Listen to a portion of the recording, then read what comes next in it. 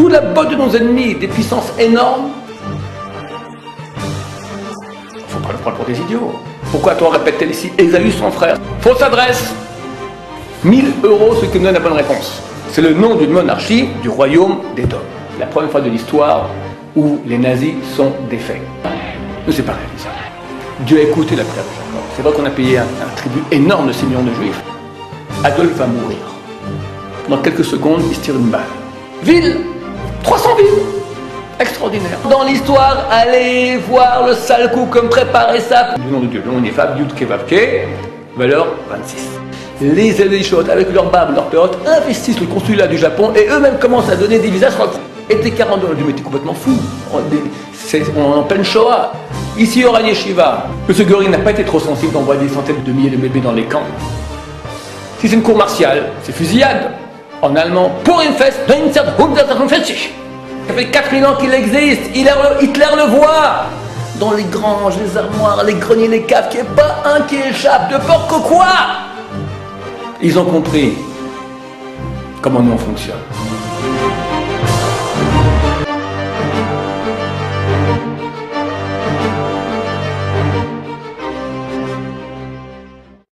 Albert Camus, dans le mythe de Sisyphe, pose la question. Quel est le sens de ma vie? C'est la question des questions. Il écrit là-bas, si je savais que l'acte que je fais, c'est l'acte qui me réalise, c'est le bonheur parfait. Je sens un sentiment paradoxal. J'ai d'une part une soif terrible de sens. À quoi sert ce monde? Qu'est-ce que je fais ici? Et d'un autre côté, une impossibilité terrible de définir quel est ce sens. J'ai soif de sens, mais je suis incapable de définir qu'est-ce que je fais dans ce monde. Je n'ai pas de réponse. Je cherche la réponse. La question est excellente. La réponse d'Albert Camus, tragique. Mythe de Sisyphe. Sisyphe est un dieu de la mythologie grecque qui a été puni de devoir pousser un rocher au haut d'une montagne, avec beaucoup de peine. Et quand il arrive au haut de la montagne, le rocher retombe de l'autre côté, et de nouveau dégringole, et il doit remonter une vie pénible sans sens. La question est excellente. Chaque être humain, au moins une fois dans sa vie, se pose la question. Je vis dans un monde, à quoi ça sert? Ok, manger, boire, dormir, faire des enfants, etc. Mais tout ça, à quoi ça sert? Beaucoup passent outre, disent, tant qu'à faire, mangeons, buvons, faisons des enfants, etc. Quelques-uns restent des acharnés de la question. Et je pense que si quelqu'un est vraiment authentique et recherche la réponse à sa question, quel qu'il soit, il ne pourra pas passer à côté du peuple juif. Pourquoi? D'abord, notre livre, on en parle beaucoup. On dit que c'est le livre qui a été traduit dans le plus de langues. Mais surtout, on est un peuple vieux. On parle de nous. Nous ne sommes pas beaucoup. Mais on a une histoire extraordinaire. Moi, dans ma jeunesse, c'est ce qui m'a stupéfié. 3000 ans d'histoire, au moins 3200 ans. Je vous lis maintenant une citation d'un auteur non juif, francophone, tout le monde connaît, Blaise Pascal. Écrivain, philosophe, physicien, mathématicien français, ayant vécu entre 1123 et 1662. Il est certain que dans certaines parties du monde, nous pouvons observer un peuple particulier, séparé des autres peuples du monde, et il est appelé le peuple juif. Ce peuple remonte non seulement à une antiquité remarquable, mais il a aussi persisté pendant une durée longue et singulière. Car alors que les peuples de Grèce et d'Italie, de Sparte, d'Athènes et de Rome et d'autres venus bien plus tard ont disparu depuis si longtemps, celui-là existe encore, malgré les efforts de nombreux rois si puissants qui ont essayé des centaines de fois de les effacer, comme les historiens en attestent et comme on peut facilement juger par l'ordre naturel des choses sur des si longues périodes, ils ont cependant toujours été préservés et leur préservation était prédite. Ma rencontre avec ce peuple me stupéfie. Léon Tolstoï s'exprime à peu près dans les mêmes termes. Qu'est-ce qu'un juif? La question n'est pas aussi surprenante qu'elle ne pourrait le paraître à première vue. Examinons quelle est cette sorte de créature que tous les dirigeants et toutes les nations du monde ont avilie, broyée, expulsée, détruite, persécutée, brûlée, noyée, et qui en dépit de leur furie s'obstinent à vivre et à durer. Quel est-il donc ce juif que n'ont jamais réussi à séduire toutes les séductions de ses oppresseurs et persécuteurs qui n'avaient d'autre but que de lui faire renier sa religion et rejeter la foi de ses ancêtres? Le juif, c'est le symbole de l'éternité. C'est celui qu'on n'a jamais réussi à détruire, ni les bains de sang, ni les tortures, ni le feu, ni l'épée de l'Inquisition n'ont pu l'annihiler. C'est celui qui a conservé pendant si longtemps le message prophétique et l'a transmis à toute l'humanité. Un tel peuple ne pourra jamais disparaître. Le juif est éternel et est la manifestation de l'éternité. Quand quelqu'un cherche une vérité, il voit cette réalité bizarre. Un peuple hors de sa terre, pendant plus de 2000 ans en exil, de façon systématique. On rappelle cela, toute l'histoire de Pessah dans la Gada de Pessah a été écrite il y a 2000 ans. Il y a un passage dans lequel on dit chaque génération, quelqu'un se lève pour nous anéantir. Donc je vois Miyadam et Dieu nous sauve de leurs mains. Regardez la lucidité du rabbin qui parle. Il écrit ça il y a 2000 ans. Chaque génération, quelqu'un se lève.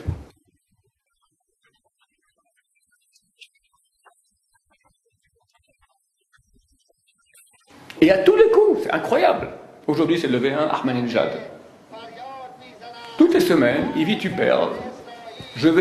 La mission numéro 1 de la révolution islamique iranienne est l'anéantissement de l'État d'Israël. Ça va.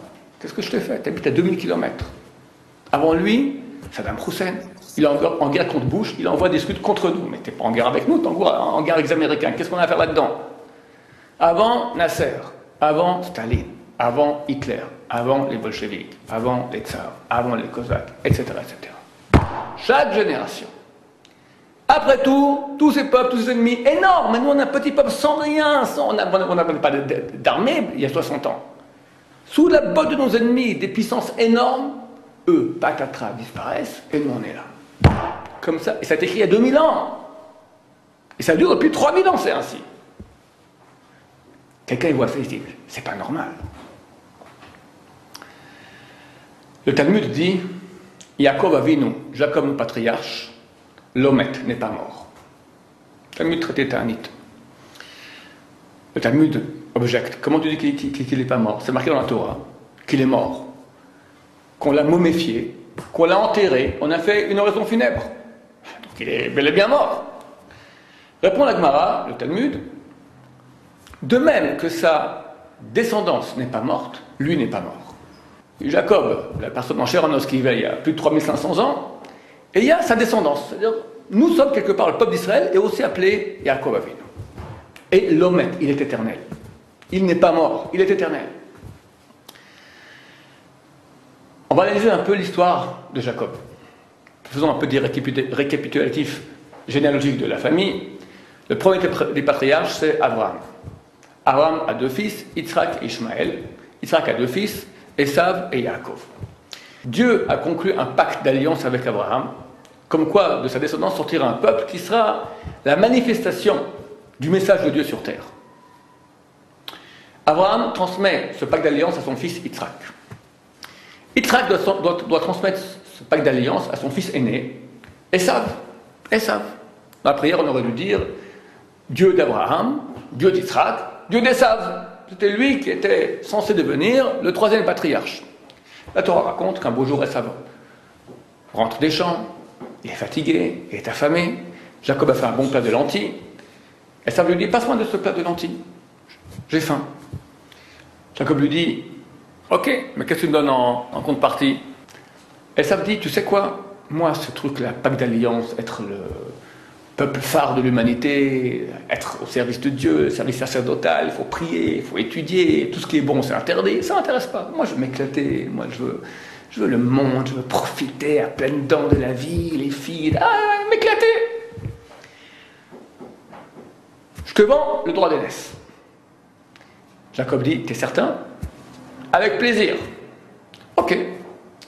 Et la transaction a lieu en bonne et due forme. Dorénavant, ça devrait être Jacob qui sera l'héritier de ce pacte d'alliance. Mais le père Yitzhak n'est pas au courant de la transaction. Quelques années passent. Yitzhak est déjà vieux, est déjà aveugle. Il voit que son heure va bientôt arriver. Il appelle son fils Esav, lui dit, Esav, mon fils, maman veut dire que je te transmette le pacte d'alliance. Esav ne dévoile pas à son père qu'il a déjà vendu ça à Jacob. Il veut les deux. Il veut et Olam Hazé, le monde d'ici, et le monde futur aussi, le monde le monde spirituel. Va à la chasse, amène-moi un bon gibier, comme ça je te bénirai de tout mon cœur. Esav va à la chasse. En attendant, Jacob rentre, se fait passer pour son frère Esav. Yitzhak le bénit, Jacob sort, Esav rentre, papa bénis-moi. Mais qui vient de bénir maintenant? Esav dit, ah, deuxième fois qu'il m'a eu. Quoi deuxième fois? Ah, déjà, il y a quelques dizaines d'années, j'avais faim, un bon plat de lentilles. Il me l'a vendu contre le droit d'aînesse. Quoi, et t'as vendu ton droit d'aînesse contre un plat de lentilles? Ah, j'avais faim. T'avais faim. Eh bien, bien fait pour toi, mon cher. Je comprends bien que maintenant, rétroactivement, Yitzhak comprend qu'il a bien fait de bénir Jacob, parce qu'effectivement, il était l'authentique détenteur, héritier de ce pacte d'alliance. En parenthèse, Esav n'a pas oublié cela, et pour bien apprendre la leçon, il a édité un dicton très connu: qui va à la chasse perd sa place. Ça vient de chez nous. Esav veut tuer Jacob. Il est fou furieux. Jacob s'enfuit, il va en Irak actuel, pour une période de 34 ans. Il va d'abord 14 ans à l'Yeshiva, étudier, préparation au mariage, 14 ans d'études à l'Yeshiva, à l'époque en tout cas. Et après, 20 ans, il travaille chez son oncle Lavan, qui devient son beau-père, se marie avec les 2 filles, plus 2 servantes, donc il a 4 femmes, 11 enfants, et après 34 ans d'absence, Jacob décide de rentrer en terre d'Israël. Tout cela, ce que je fais maintenant, c'est une introduction à l'analyse de texte qu'on va faire ensemble. On va lire maintenant un texte dans la Torah qui a l'air tout à fait anodin. J'ai quelques questions à poser sur ce texte-là et nous serons amenés à répondre à ces questions. Jacob décide de prendre ses femmes, ses enfants, il est très riche, il a des centaines de milliers de têtes de bovins, et décide de rentrer en terre d'Israël. Donc il prend toutes ses affaires et commence à partir pour la terre d'Israël. Il arrive aux frontières de la terre d'Israël, c'est-à-dire aujourd'hui en la région du Golan, la Syrie, d'accord, près de la terre d'Israël. Et le texte, je vous lis maintenant le texte dans la Torah, Bereshit, chapitre 32, le début du parashat Vaishlach. Jacob envoya des messagers en avant vers Ésaü son frère au pays de Séir, la campagne d'Édom. Donc il envoie des messagers pour aller voir, est-ce qu'après 34 ans d'absence, son frère Ésav l'en veut-il toujours autant? Les messagers revinrent près de Jacob en disant, nous sommes allés trouver ton frère Ésaü, lui-même vient à ta rencontre et 400 hommes l'accompagnent. Les messagers reviennent près de Jacob disant, nous sommes allés voir ton frère Ésaü, lui-même vient à ta rencontre, 400 hommes l'accompagnent, 400 soldats pour te tuer, Jacob. Il n'a pas oublié Ésav, il veut te tuer. Réaction normale de Jacob, Jacob lui fait effrayer, plein d'anxiété. Il est seul avec ses femmes et ses enfants, face à une armée terrible de légionnaires, armée jusqu'aux dents, donc il a très peur. Qu'est-ce qu'il fait? Il fait une technique stratégique basique. Il distribuera son monde, le menu, le gros bétail et les chameaux, en 2 bandes, se disant, si Ésaü attaque l'une des bandes et la met en pièces, la bande restante deviendra une ressource. On met les œufs dans 2 paniers. Si un est cassé, l'autre sera sauvé. Ça a l'air très simple, ça n'est pas du tout. Je commence à poser quelques questions et nous serons amenés à répondre à ces questions. Une de ces questions d'ailleurs, j'offre 1 000 € à celui qui donnera la réponse, à part la mienne, d'accord? Par la mienne. Jacob envoya des messagers en avant. Messager se dit en hébreu malachim. Il peut s'agir de messagers humains ou de messagers divins. Le Midrash, écrit il y a 1700 ans, le Midrash Rabbah, ramené par Rashi il y a 900 ans, nous dit Malachim Mamash, c'est-à-dire des anges. Vraiment, des anges. Question qui se pose. Pourquoi tu utilises des anges? On n'a pas le droit d'utiliser des anges. C'est interdit. Ce sont des êtres divins, des parties de Dieu en quelque sorte. De quel droit un être humain, un petit moustique, va utiliser des anges? Complètement interdit. Qu'une personne extrêmement sainte, dans des cas extrêmes, peut utiliser. Mais attention, c'est vraiment dans les cas de force majeure. Alors, Jacob est extrêmement saint, c'est un homme de calibre spirituel extraordinaire, Jacob. Mais tu as le choix. Pourquoi t'envoies des anges? Tu es dans le Golan, région de la Syrie. Esav, ton frère, il est où? Jacob redoutait une mitzvah qu'a fait Esav, qu'a fait son frère pendant 34 ans. Quelle mitzvah? Mitzvah de Kibbout Avim, d'honorer son père et sa mère. Nous savons que Yitzhak n'a pas quitté la terre d'Israël. Il était à Hebron. Donc Esav est en terre d'Israël. Depuis la Syrie où tu te trouves, Jacob, pour aller jusqu'à Hebron, c'est à dos de chameau. Je ne vais pas très souvent, je me balade en chameau, mais disons, à vue de nez, comme ça prend 3-4 jours maximum. Allez, 3-4 jours maximum, retour. Allez, 10 jours à tout casser. Tu as des dizaines de milliers de têtes de bovins. Tu as des centaines de serviteurs. Prends-en quelques-uns à dos de chameau. Ils vont aller-retour. Terminé. De quel droit tu utilises des anges? Première question. Deuxième. Jacob envoie des messagers en avant vers Ésaü son frère. Ce mot en avant ne sert à rien. On aurait pu très bien dire, Jacob envoya des messagers vers Ésaü son frère. C'est très clair. Si moi je suis là, et Ésaü, je m'avance vers Ésaü, j'envoie maintenant des messagers vers lui, forcément je l'envoie en avant par rapport à moi. Alors si la Torah était un bouquin écrit par un écrivain, il fait de la prose, ok, il y a des mots en plus, des mots en moins. Si on parle d'un livre qui est divin, il n'y a pas de mots écrits pour rien dans la Torah. Rien n'est écrit pour rien. Alors pourquoi se marquer en avant? Ça ne sert à rien. Je répète, on peut très bien dire, Jacob envoya des messagers vers Ésaü, son frère, c'est très clair. Deuxième question. Troisième, vers Ésaü, son frère. C'est qui Ésaü? Son frère. C'est qui son frère? Ésaü. Excusez-moi, on nous prend pour des idiots. Dans le cas, on aurait oublié, parce qu'on l'a répété une centaine de fois dans la paracha d'avant, peut-être on aurait oublié, on va en boire un pot en attendant, c'est qui Ésaü? Ça va, chaque enfant de 4 ans, c'est qui Ésaü, et que c'est le frère de Jacob. Alors, il ne faut pas nous prendre pour des idiots. Pourquoi toi répète-t-elle ici Ésaü, son frère? Ça, je sais, dis-moi, où Ésaü? Je sais de qui on parle, ou son frère, je sais, il n'y en a pas qu'un, il y en a un. Troisième question. Quatrième question colossale. Il habite où Ésav? On vient de le dire. Jacob avait peur de la mitzvah de Kibbout Lavem d'honorer son père et sa mère qu'a fait Ésav, du mérite de cette mitzvah.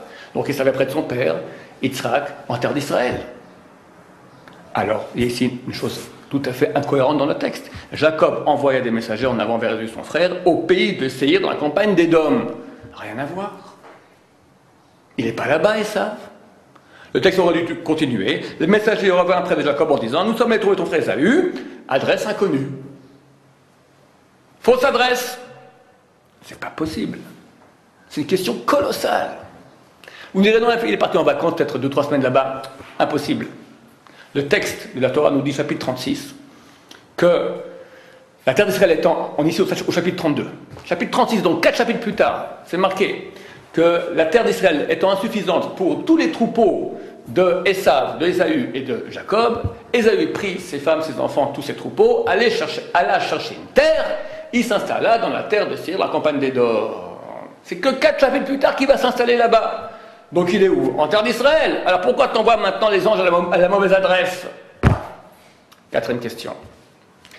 Cinquième, un messager revint près de Jacob en disant: nous sommes allés trouver ton frère Ésaü. De nouveau, ton frère Ésaü, des fois qu'on l'a oublié parce que c'est juste 3 lignes auparavant. Lui-même vient à ta rencontre. C'est pas une question plus comme une mise en relief de cette forme. Lui-même vient à ta rencontre. Pourquoi lui-même? Dit il. Nous sommes allés trouver ton frère Ésaü. Il vient à ta rencontre. C'est quoi? Lui-même. Pour dire quoi? Et pas son sosie. Enfin, qui on aurait cru que de me dire lui-même et pas un autre? Il y a 40 000 Ésaü, il y en a un. Il vient à ta rencontre lui-même. Et 400 hommes l'accompagnent. Messieurs, dames, la Torah n'est pas un bouquin d'histoire. C'est un bouquin de Torah. Torah signifie, intraduisible en français, je dirais, le pourquoi et le comment du monde. Le pourquoi et le comment du monde. Comment ça fonctionne, à quoi ça sert. Et la Torah d'un ordinateur, la Torah d'une voiture, la Torah d'une caméra, la Torah de moi, du monde, ça c'est la Torah. C'est pas un bouquin d'histoire. Alors pourquoi est-ce qu'on me raconte? On me mentionne le nombre de soldats qui viennent avec Ésav. À quoi ça sert? C'est un bouquin d'histoire. Il faut me dire, les dates, 1515, Marignan, ok, c'est important, le nombre de soldats, c'est important, mais c'est pas un bouquin d'histoire, c'est pas de l'information historique. C'est de la Torah. En quoi ça m'est égal de savoir le nombre de soldats qui accompagnent Ésav? J'en ai absolument, strictement rien à faire. Septième, Jacob fut fort effrayé, plein d'anxiété. Non, on dirait c'est normal. Il est tout seul avec sa famille, ses femmes, ses enfants. Il apprend qu'une armée de 400 légionnaires vient pour le tuer. Il est plein d'anxiété et fort effrayé. Le Talmud traité Brachot, page 6a, dit non. Pourquoi non? Dieu, juste auparavant, t'a promis. Anochi Imar, je suis avec toi, je te protège. Rentre dans ton pays, je suis avec toi, je te protège. Si, messieurs, dames, Dieu vient là, on rentre par la fenêtre maintenant, et nous dit: je suis avec vous, je vous protège. On va ensemble à Gaza, sans gilet pare-balles, il n'y a aucun problème. Dieu est venu, il nous a dit, on est 100% blindés. Et nous, on est des minus. Jacob, le plus grand des 3 patriarches, Dieu t'a dit: n'aie peur de rien, je te protège. Quelques jours plus tard, tu apprends que Ésav vient avec 400 hommes. Tu es fort effrayé, pas d'anxiété. Elle est où ta foi en Dieu, Jacob? Question du Talmud. Réponse du Talmud. Il a eu peur, je vous cite, Shema Igrom Achet. Peut-être entraînera le péché. Et là, c'est ma question, je ne comprends pas cette réponse. Peut-être entraînera le péché. Quel péché? De quoi on parle? Jacob, d'abord, il a des péchés. S'il a péché, il fait tchouva. S'il n'a pas fait tchouva, il a vraiment un péché, Dieu ne va pas lui dire « je te protège ». Il a eu peur. Peut-être il y aura, au futur, il y aura un péché qui va faire que la protection divine ne sera pas comme il faut. Et par cet affaiblissement de la protection divine pourra venir Esav et l'anéantir, lui et sa famille. Mais quel péché? On n'est pas au courant. S'il y en a un, il faut que le Talmud le dise. Peut-être, ce n'est qu'un peut-être, mais c'est complètement incohérent. 8e et dernière question, à 1000 €. Qu'est-ce qu'il fait Jacob? Partage son corps en deux. Je vous cite de nouveau. Il distribua à son monde le menu, le gros bétail et les chameaux en 2 bandes, se disant, si Ésaü attaque l'une des bandes et la met en pièces, la bande restante deviendra une ressource. Mesdames, messieurs, c'est faux, c'est archi faux, c'est un mensonge, c'est des sornettes, il n'a jamais fait ça. Le texte dit très clairement, quelques lignes plus tard, Esav se rapproche, Jacob le voit et dit, Jacob mit au premier rang les servantes avec leurs enfants, deuxième rang Léa et ses enfants, dernier rang Rachel son fils Yosef, Jacob passe devant, se courbe, cette fois il fait 7 courbettes, il court vers Esav, il l'embrasse, Esav lève les yeux, il voit les femmes et les enfants, il dit, qui sont ceux-là? Il répond Jacob, la famille que Dieu m'a donnée. Alors ils sont où tous? Ils sont tous là. Les commentateurs disent que lorsque Jacob a séparé le camp en deux, ils éloigné même à 24 heures de distance pour qu'il n'y ait pas une chance que Esav attaque l'un, après poursuive, attaque le deuxième. C'est très très éloigné. Je réponds, mais c'est pas possible. Ici c'est marqué clairement qu'ils étaient tous ensemble, tous. On me dit même qu'il n'y en a pas un qui a échappé. Les fils de servantes, les Léa, Rachel, tout le monde est là. 2 solutions. Ou le type qui a écrit la première partie, c'est pas le deuxième qui a écrit la deuxième. C'est pas celui qui a écrit la deuxième partie, ou c'est le même, il a bu un peu entre les deux et oublié. C'est invraisemblable. 1000 €, ceux qui me donnent la bonne réponse. Il y en a qui disent, non, il a mis d'un côté les chameaux, et de l'autre côté la famille. Chaque fois quelqu'un qui me donne cette réponse, elle est très marrante. Pourquoi? C'est-à-dire que si jamais Esav vient et attaque la famille, au moins les chameaux vont rester. Ça ne tient pas la route. Il y en a qui disent que non, il les a séparés, après il les a remis ensemble. La Torah ne raconte pas maintenant l'histoire d'accordéon, d'accord? Si la Torah nous dit qu'il les a séparés, c'est qu'il les a séparés pour les laisser séparés. C'est pas quand Esav vient qu'il va maintenant les remettre ensemble. Au contraire, il a peur quand Esav est là, il a très peur qu'il va les tuer. Donc il devra encore les laisser complètement séparés. Ok, messieurs, dames, il y a ici beaucoup de questions. Pour que les choses soient un peu plus claires dans vos esprits, on va faire un petit récapitulatif des questions. On avait en tout 8 questions. Première question, il est marqué Jacob envoya des messagers. Messager, c'est marqué dans le texte Malachim. Pourquoi Yaakov envoie-t-il des anges pour accomplir sa mission? Deuxièmement, Jacob envoyait des messagers en avant. Pourquoi est-il marqué en avant? 3. Vers Ésaü son frère. Pourquoi répète-t-on qu'Ésaü est son frère? 4. Au pays de Séhir, la campagne d'Édom. Pourquoi Jacob envoie-t-il des anges au pays de Séhir alors qu'Ésav ne s'y trouve pas? Un peu plus loin, il est marqué, les messagers revinrent près de Jacob en disant, nous sommes allés trouver ton frère Ésaü, lui-même vient à ta rencontre. C'est la 5e question, pourquoi est-il écrit, lui-même vient à ta rencontre? 6e, nous sommes allés trouver ton frère Ésaü, lui-même à ta rencontre, et 400 hommes l'accompagnent. 6e question, pourquoi la Torah mentionne-t-elle le nombre 400? Ce n'est pas un bouquin d'histoire, c'est un bouquin de Torah. 7e question, Jacob fut fort effrayé et plein d'anxiété. Le Talmud pose la question, pourquoi est-il fort effrayé et plein d'anxiété? Elle répond, à cause du péché, peut-être entraînant le péché. Ma 7e question est, quel est le péché que Jacob redoute tant? Il n'a aucun péché. 8e et dernière question, à 1000 €, il est marqué que Jacob a partagé son campement en deux, il distribua à son monde le menu, le gros bétail et les chameaux en 2 bandes, se disant, si Ésaü attaque l'une des bandes et la met en pièces, la bande restante deviendra une ressource. 8e question, pourquoi est-il écrit que Jacob a partagé le camp en 2 alors qu'il ne l'a pas fait? On passe aux réponses. Jacob avinu lomet. Jacob, notre patriarche, n'est pas mort. Il y a un deuxième qui n'est pas mort non plus. Comme le cite Rashi dans cette même paracha de Vaishlach, c'est le Midrash qu'on dit Chazal. Beyadoua, il est clair. Chez Esav sonnait les Yaakov. Esav a la haine de Jacob. On ne parle pas que du Esav qui vit il y a 3500 ans. Si on parle, on nous dit, il y a 2000 ans, le Midrash a été écrit, Yadoua, sache une chose claire, Esav a la haine de Jacob. On ne parle pas maintenant que de l'histoire de Esav racontée ici dans la Torah. Il y a deux Esav. Il y a le Esav qui est mort, puis il y a sa descendance. Esav. Amalek, c'est le petit-fils de Esav.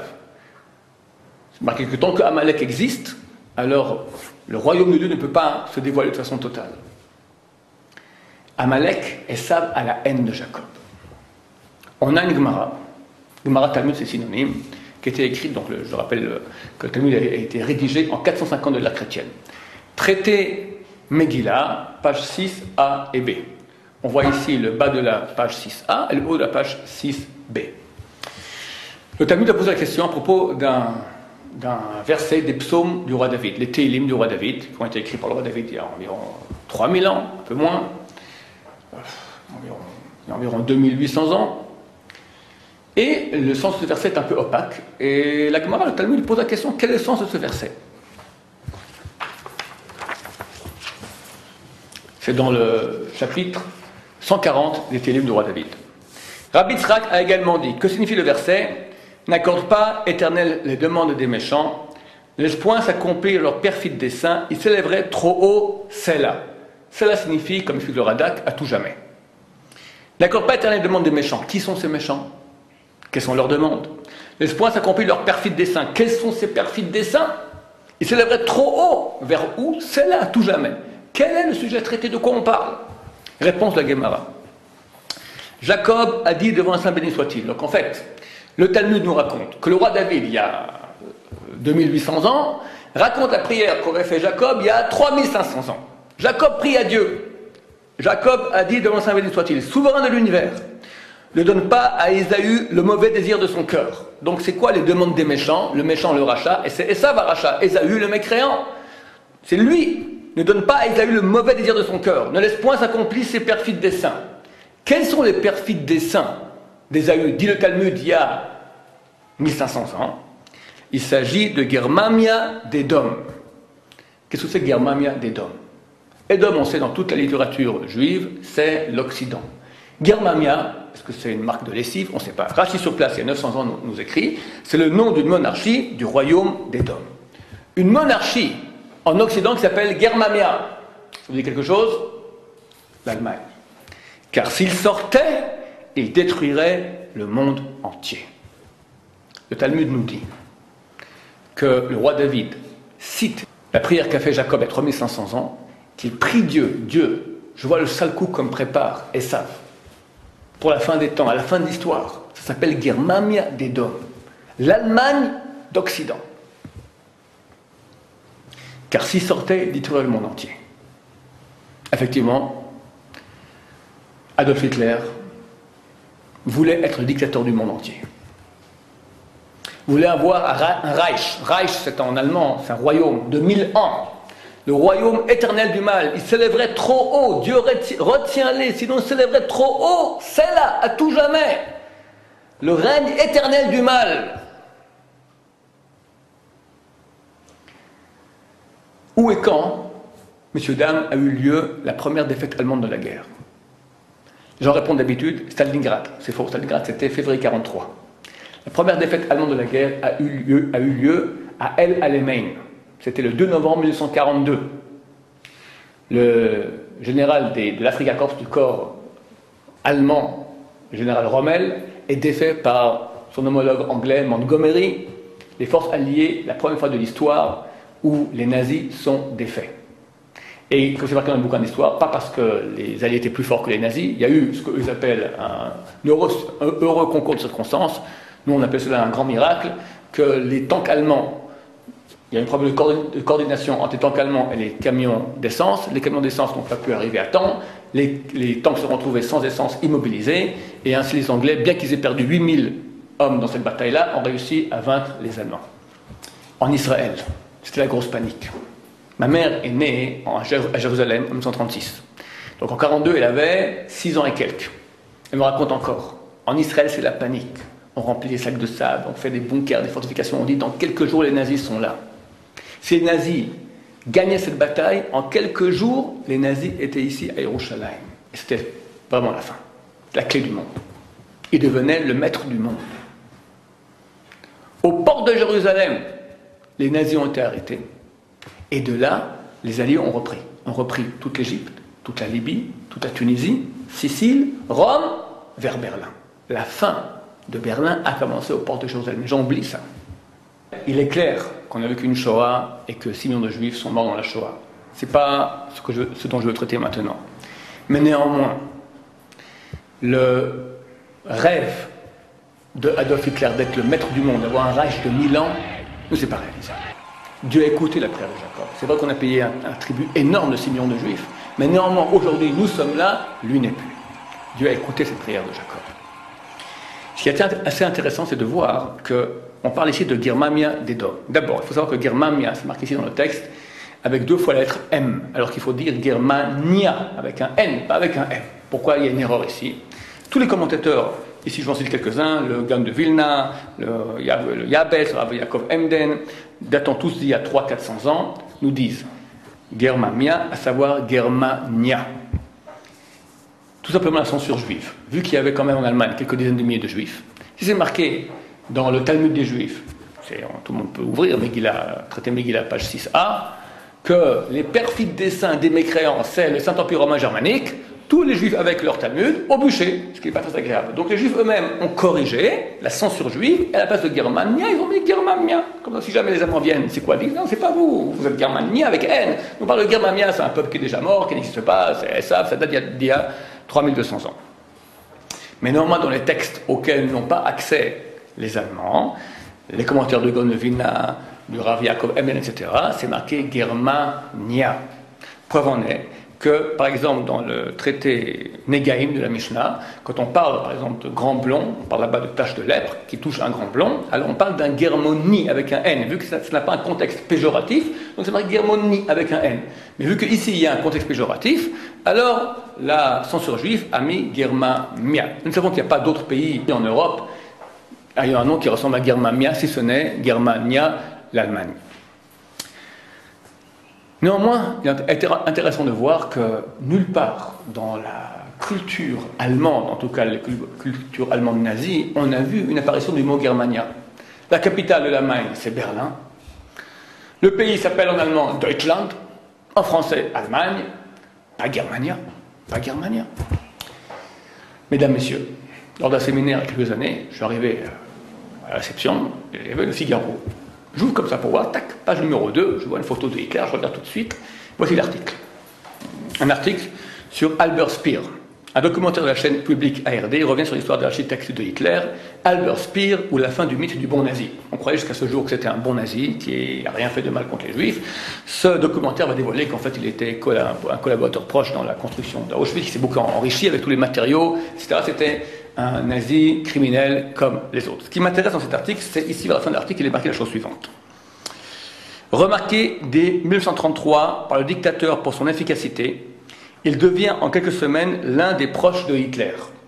3 ans plus tard, en 1936, l'architecte reçoit un contrat hors norme, réaménager Berlin pour en faire une capitale mondiale surnommée Germania.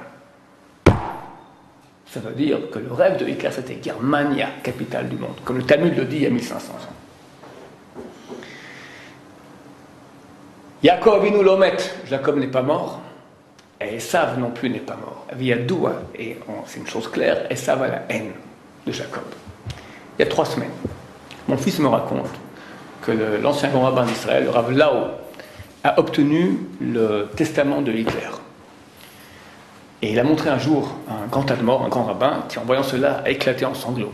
Je rentre à Yeshiva, j'appelle mon collaborateur, je lui dis trouve-moi s'il te plaît, je veux lire le testament de Hitler. Il va sur internet, il cherche, il arrive dans un site néo-nazi, interdit à la publication, et il ne peut pas le retirer parce que c'est un site interdit à la publication, mais néanmoins il m'a tapé à la machine, je vous cite le début et la fin du testament d'Hitler.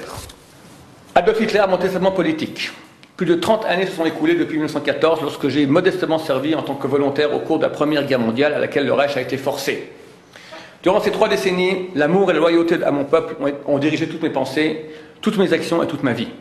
Ils m'ont donné la force de prendre les décisions les plus difficiles auxquelles un homme n'a jamais été confronté. Tu parles. Durant ces 3 décennies, j'ai perdu ma vitalité et ma santé. Baruch Hashem. Ça, c'est le début du testament. Fin du testament. Je demande à tous les Allemands, à tous les nationaux socialistes, hommes et femmes, et tous les soldats de la Wehrmacht de rester fidèles et obéissants jusqu'à la mort au nouveau gouvernement et à son président. Par-dessus tout, j'enjoins le gouvernement et le peuple à soutenir au maximum les lois raciales, à résister de manière impitoyable à l'empoisonneur de toutes les nations, la communauté juive internationale. Berlin, 29 avril 1945, 4 heures du matin, Adolf Hitler. Adolf va mourir. Dans quelques secondes, il se tire une balle. Parle d'autre chose.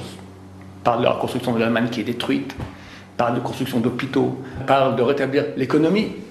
La dernière chose, par-dessus tout, Esav sonné les Yaakov. C'est bien lui.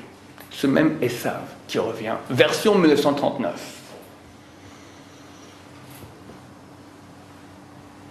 Continue le Talmud et nous dit, toujours dans Megillah, page 6b, Rabbi Chama Bar Hanina a dit, il y a 300 têtes couronnées en Girmam Yadedom. 300 têtes couronnées. Qu'est-ce que c'est, mesdames et messieurs, les têtes couronnées? Ça peut pas être des rois, il y a toujours un roi par pays. C'est quoi? Plusieurs têtes couronnées, ce sont des princes. 300 princes, 300 principautés. Le Talmud nous dit, il y a 1500 ans, qu'en Allemagne, il y a 300 principautés. Je prends l'encyclopédie hébraïque sur le terme Allemagne, page 439. La désintégration politique de l'Allemagne a eu des conséquences économiques de grande portée. 300 principautés et cités libres ont farouchement conservé leur indépendance économique et entravé le commerce en imposant de lourdes taxes, etc., etc., etc. Mesdames, Messieurs, avant l'unité allemande avec Eugène Bismarck, il y avait en Allemagne pas 301 principautés, pas 299, mais bien 300 principautés et cités libres. Extraordinaire. Le Talmud nous dit il y a 1500 ans, sache, Girmam Yadedom, c'est 300 têtes couronnées, 300 princes, 300 principautés. La Bible hébraïque nous dit, page 439, 300 principautés et cités libres. Pas mal. Mais, il y en a qui disent non, c'est pipé. Encyclopédie hébraïque. C'est des juifs, entre juifs, Talmud, machin, tout ça, plus ou moins recopié, un peu modifié. J'ai farfouillé dans mes bouquins du collège, j'ai pas attendu d'aller dans les grandes bibliothèques, et j'ai retrouvé au collège, et je l'ai retrouvé dans mes bouquins du collège, encyclopédie historique, édition stock. Ils ne sont pas de mèche avec les juifs de Méacharim, on ne se connaît pas. Là-bas, à la page 259, l'Empire germanique après 1648. Constitution. L'Empire se compose de quelques 300 États souverains qui ont perdu le sentiment d'une communauté impériale. Ça marche, ça court. Mesdames, Messieurs, le Talmud nous dit, il y a 1500 ans, sache, Girmam Yadedom, ce sont 300 têtes couronnées. Encyclopédie édition stock nous dit, 1500 ans plus tard, l'Allemagne, ce sont 300 États souverains. Extraordinaire. Chazal savait cela. Chazal, c'est qui Chazal? Chazal, ce sont nos sages de mémoire bénis. D'accord? Chazal, c'est une contraction du mot Chachamenu. C'est un peu long à dire, alors on dit en raccourci, Chazal. Les docteurs du Talmud, il y a 1500 ans.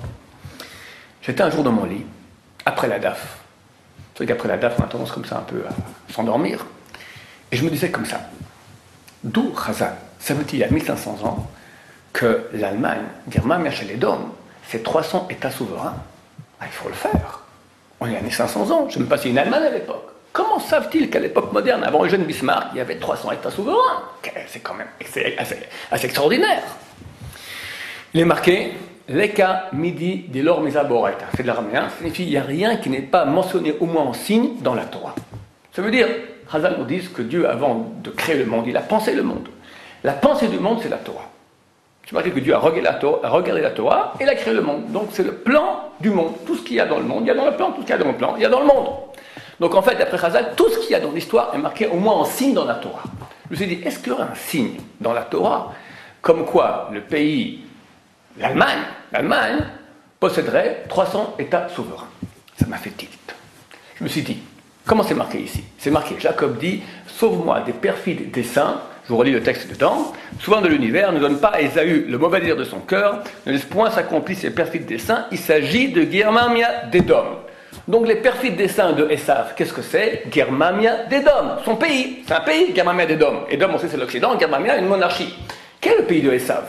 Jacob dit, prie, sauve-moi des perfides desseins de Esav. Qu'est-ce que c'est? Son pays. Mais c'est quoi le pays de Esav dans la Torah? On l'a dit auparavant. C'est marqué que Esav a quitté la terre d'Israël et est allé s'installer dans le pays de Séhir, dans la campagne d'Édom.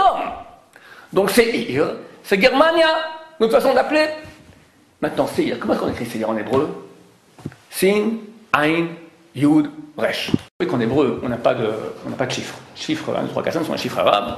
Il y a pas mal de temps que les relations sont un peu refroidies entre les deux. Donc, dans le judaïsme, il n'y a jamais eu de chiffres, il n'y a que des lettres. Et lorsqu'on veut exprimer un chiffre, on l'exprime au moyen d'une lettre. La première lettre de l'alphabet Aleph vaut 1, deuxième vaut 2, troisième vaut 3, après on passe en dizaines et en centaines.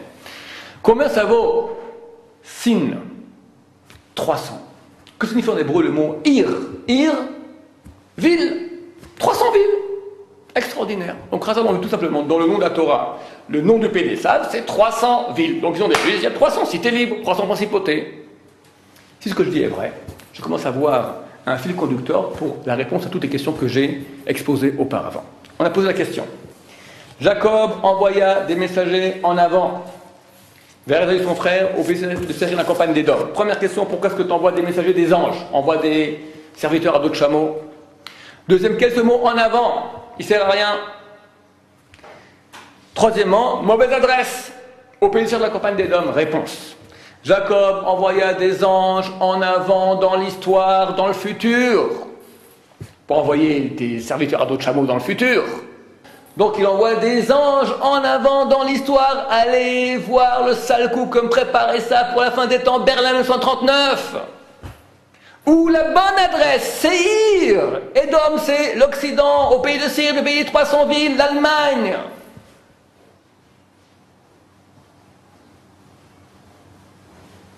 C'est pour ça que c'est marqué des anges, pour ça que c'est marqué en avant dans l'histoire, il fallait le dire. Et la bonne adresse. Esav son frère. Pourquoi est-ce qu'on répète Esav son frère? On sait bien, il n'y en a pas 40 000. J'étais dans mon lit, après la DAF, deuxième édition, authentique. Et je me suis dit, d'après ce que je suis en train de dire, donc il y a deux Esav.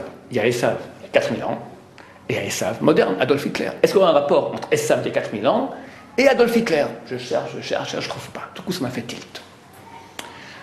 Comme je l'ai dit auparavant, donc, on a cette science qui est plusieurs fois millénaire de la gematria, de la valeur numérique des lettres. Et je me suis dit, regardons quelle est la gematria, la valeur numérique du mot Esav. Alors Esav, c'est Ain, Sin, Vav. Combien ça vaut Ain? 70. Sin, 300. Vav, 6. Combien ça fait en tout? 376. Très bien. Il faut savoir, ce n'est pas une chose qui est nouvelle, c'est dans la science de la gematria qui, comme j'ai dit, est plusieurs fois millénaire. De temps à autre, on va aussi rajouter une valeur supplémentaire équivalente au mot. Ça veut dire que maintenant j'ai donné la valeur des lettres. Ain, ça vaut 70, Sin, ça vaut 300, Vav, ça vaut 6, 376. Ok, mais ce sont des lettres éparses. Maintenant, il y a ici un agent qui va réunir les lettres ensemble. C'est quoi? Le mot. Le mot aussi, il est là. Il y a les lettres, mais il y a une chose qui réunit les lettres ensemble pour en faire un mot. La mystique juive, la science de la gematria appelle cela le kollel. Le kollel, ça veut dire, même comme en français, que c'est collectif, d'accord? C'est ce qui va unir, englober, mettre ensemble les lettres, unifier, d'où la valeur 1. Le kollel a la valeur 1. C'est pas un rafistollage de la seconde, dans tous les bouquins antiques on en parle. On peut considérer un mot, sa valeur numérique, sans le kollel ou avec le kollel. Prenons Esav avec le kollel. La mystique juive appelle cela la malchoute. La malchoute, c'est la royauté. Pourquoi? Un roi en soi, c'est rien du tout. Il n'est pas quelque chose. Il a des ministères, ministère de la Santé, ministère de la Défense, ministère des Affaires étrangères, etc. Lui n'est pas forcément un grand stratège, ni un grand spécialiste en santé, ni un grand spécialiste en affaires étrangères. Mais il a des conseillers, il va gérer le tout ensemble. C'est la malchoute, s'il n'y a pas maintenant celui qui est là pour unifier ensemble tout, rien ne se passe. Chaque ministère fait ce qu'il veut sans que ce soit qu'il y ait une direction ici unique.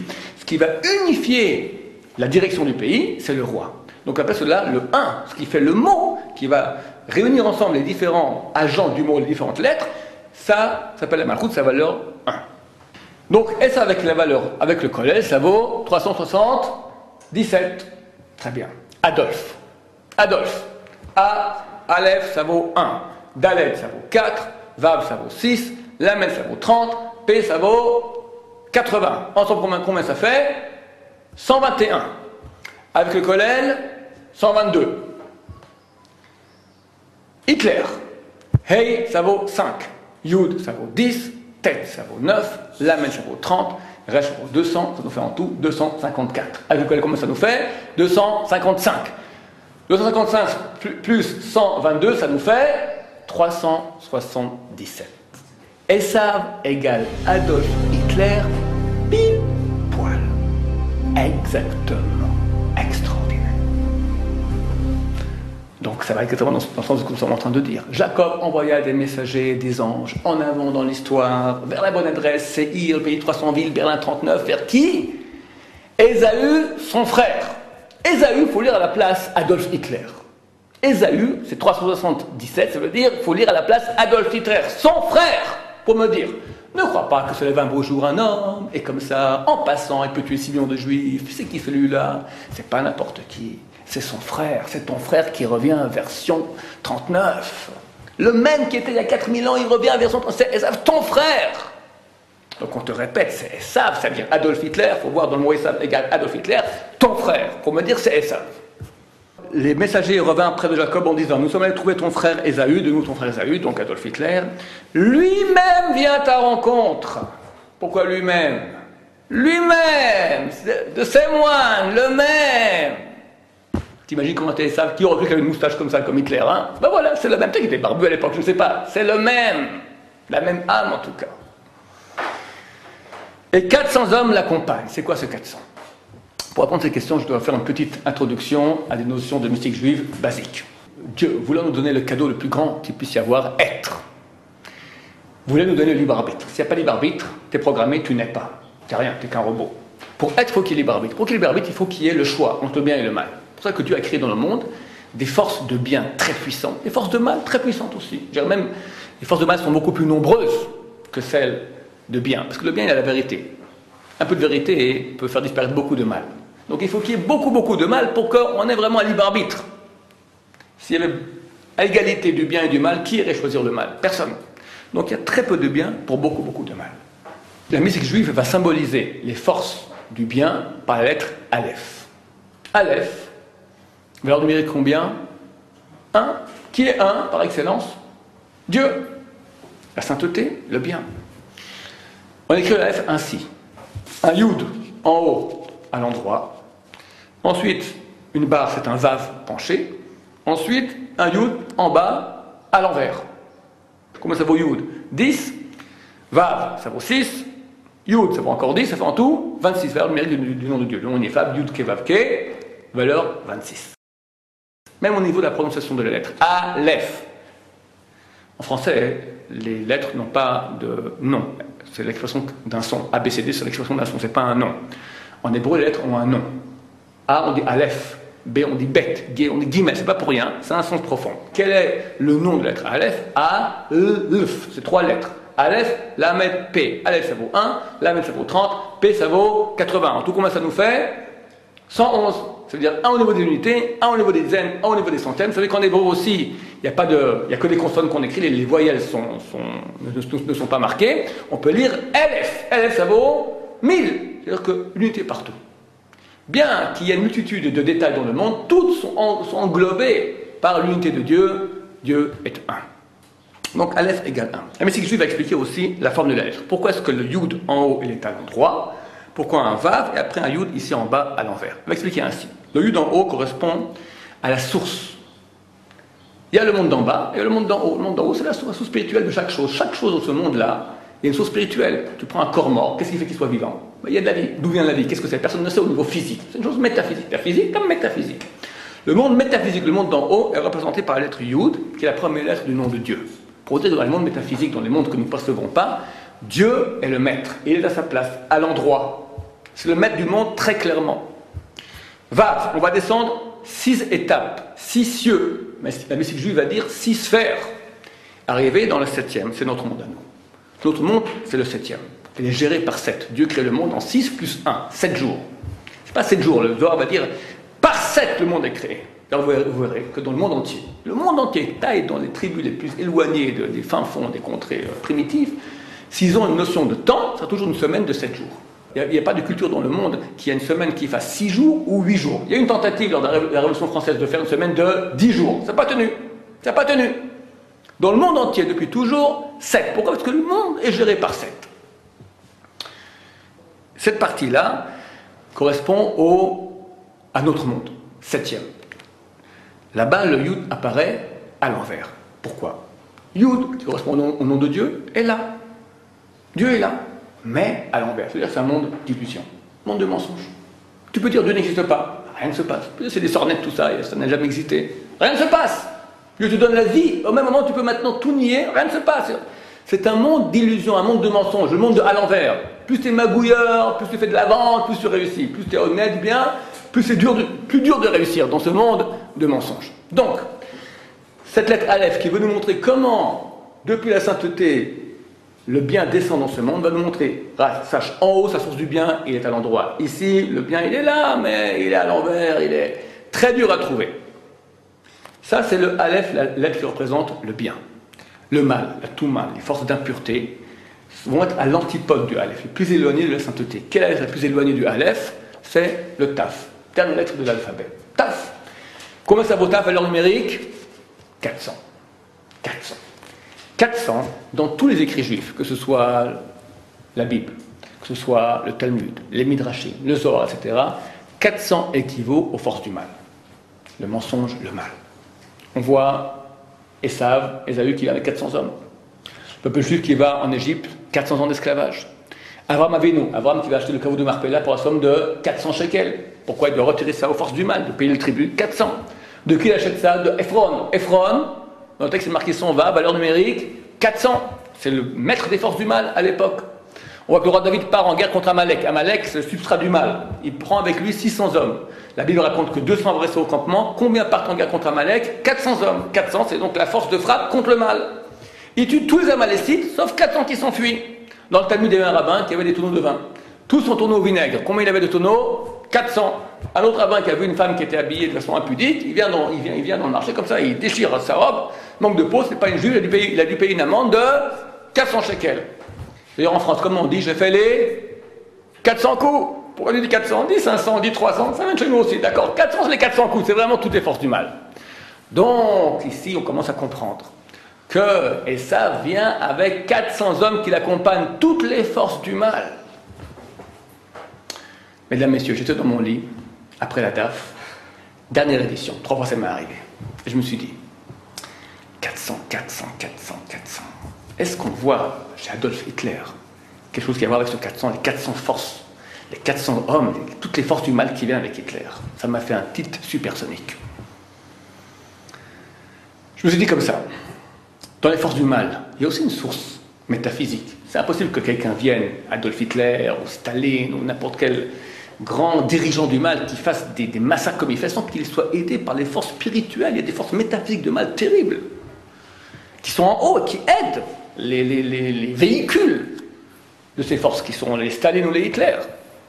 Donc dans le mal aussi, on doit avoir en haut et en bas, comme on a dans le Aleph. Dans l'Aleph, il y a en haut et en bas. Métaphysique, physique. Maintenant, pour le bien, dans le Aleph, le monde de vérité, il est où? En haut ou en bas? En haut. Donc on mettra le Yud en haut, allant droit. Et le Yud en bas, allant vers. Parce que ici, c'est le monde du mensonge. Attends, mais pour le mal, le monde de vérité, il est où? Il est ici en bas ou là-haut? Pour le mal. En bas. Donc il faudra mettre le taf en bas, allant droit. Et le taf en haut, allant vers. Je prends le taf à l'envers, je le mets au-dessus du taf à l'endroit.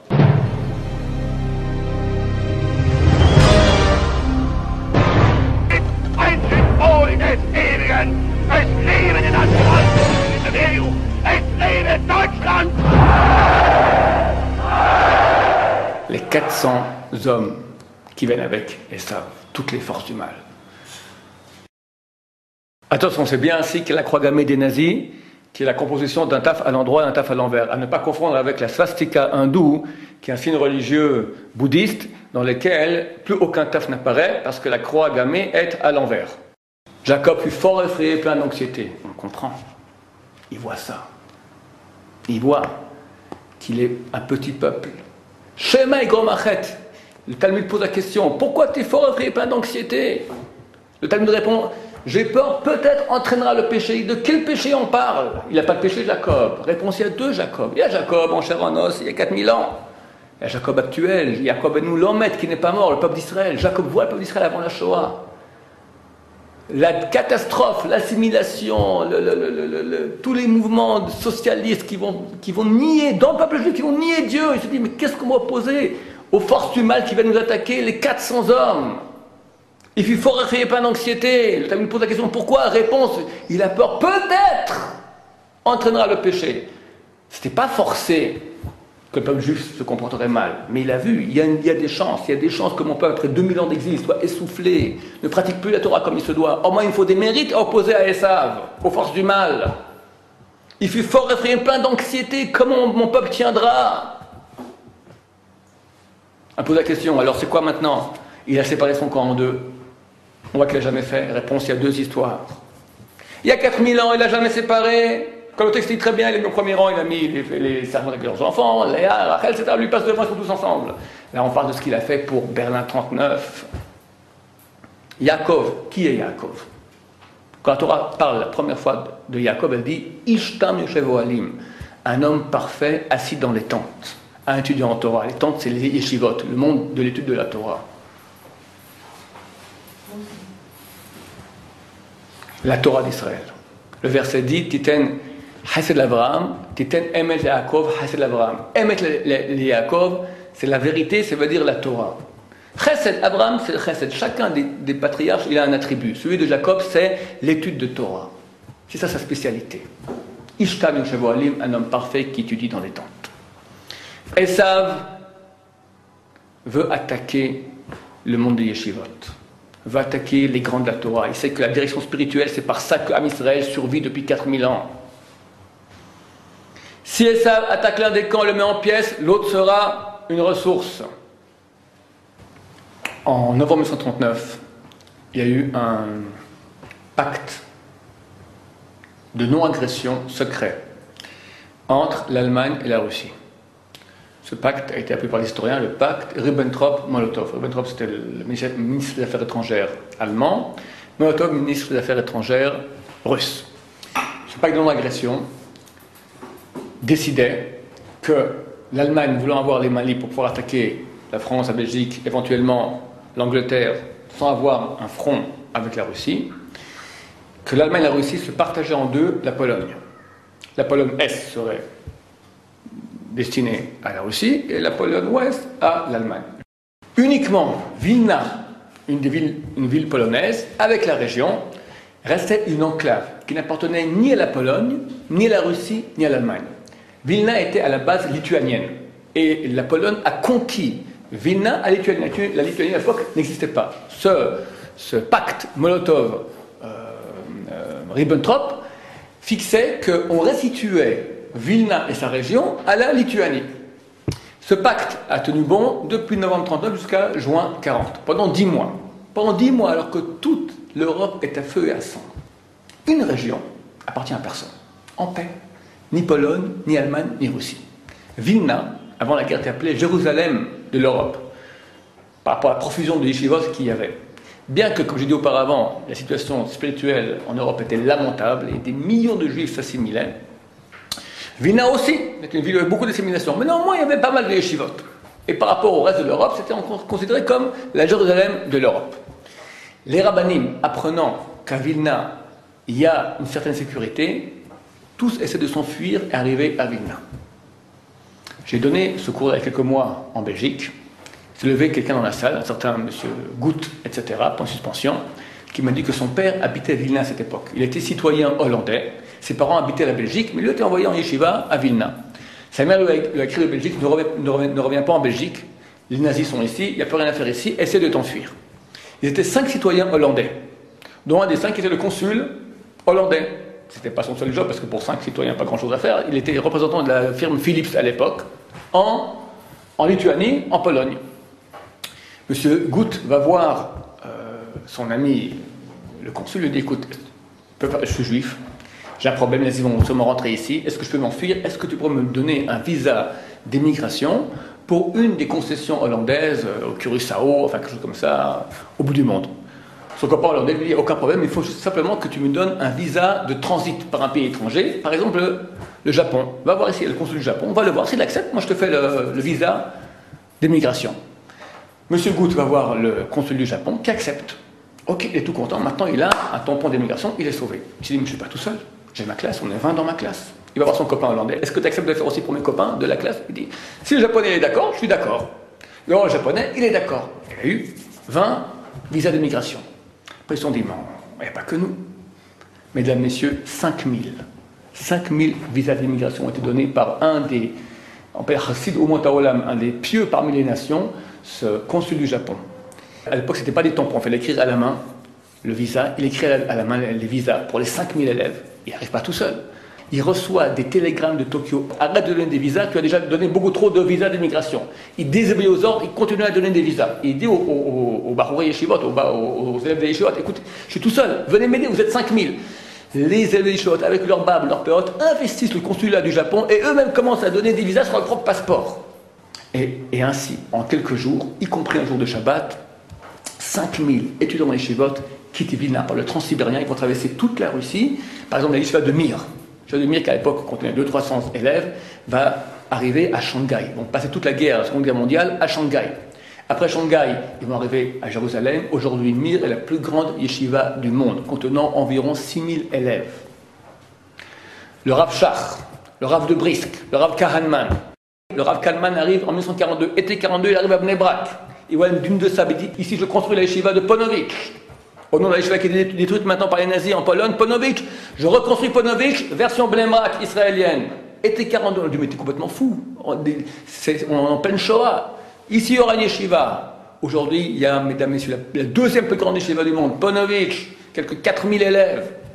Le Rav Aaron Kotler arrive à Vilna, il fait un Gora la grâce, un tirage au sort d'après la Torah. Il dit, est-ce que je vais en Palestine ou en Amérique? Tu lui réponds, tu vas en Amérique. Il va en Amérique, il crée Lakewood, la plus grande ville de Torah au monde, à part en Israël. Et si Esav attrape une des mandaments en pièces, qu'il attaque les grands de la Torah, comme c'était le cas, les plus grands dirigeants spirituels du peuple juif à l'époque, Rav Echad Wasserman, fusillé par les nazis en 1941, dans le ghetto de Kovno, le Rav Chaim Grodzinski, fusillé par les nazis. Néanmoins, une partie pourra s'enfuir. Et si nous sommes juifs aujourd'hui, mesdames et messieurs, si encore il y a des cadres religieux, il y a des rabbins aujourd'hui, sont des rabbins élèves ou élèves d'élèves de ces quelques rabbins qui ont fui par Vilna. Les Yeshiva de Mir, les Yeshiva de Ponovitch, le Rav Aaron Kotler, et quelques rabbins sfarades qui étaient à Jérusalem qui n'ont pas été tués par Rommel. Si Esav attaque l'une des mondes, la met en pièces, l'autre sera une ressource. Donc les deux histoires sont vraies. Cette séparation, elle concerne notre époque aujourd'hui. Et celle où on voit que Jacob n'a jamais séparé concerne Jacob il y a 4000 ans face à la rencontre à Esav où il n'a jamais séparé. Les deux histoires sont vraies. Simplement, comme on dit Chazal, Maaseh Avot Siman Abanim. Les actions de nos ancêtres sont un signe pour leur descendance. On a l'impression que quand on lit ce texte, c'est tout à fait simple. On voit qu'on analyse un peu, on voit les actions de nos ancêtres. Jacob sont un signe, la signification pour nous, leur descendance.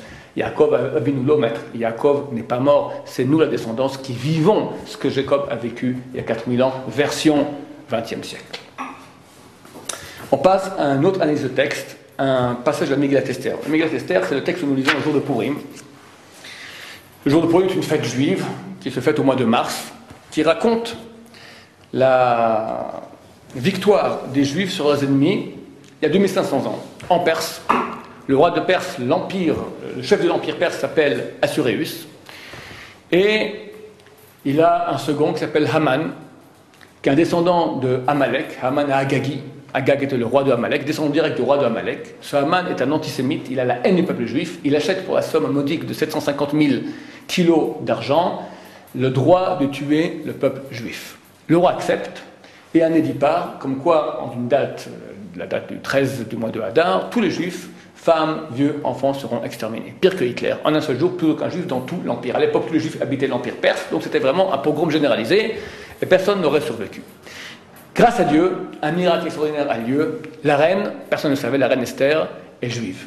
Elle dévoile son identité au roi, et le roi permet aux Juifs de se défendre et d'aller combattre les Amalécites qui veulent leur fin.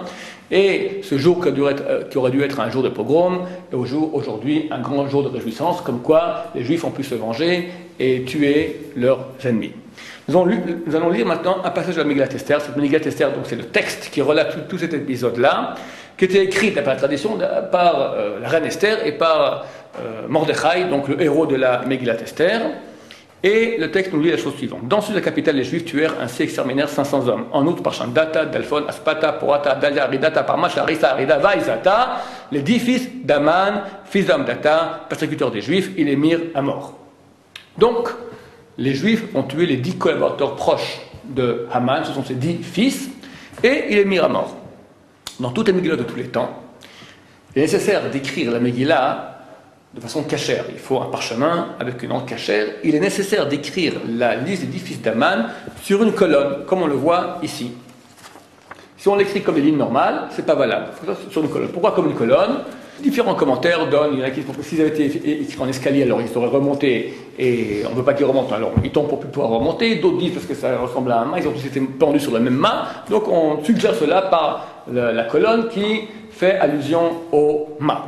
Nous allons voir dans ce texte-là deux choses qui vont attirer notre attention. Première chose, il faut savoir que dans la Torah, de temps à autre, la tradition des scribes enjoint aux scribes d'inscrire dans la Torah ou dans le texte biblique des lettres en caractère gras ou des lettres en minuscules.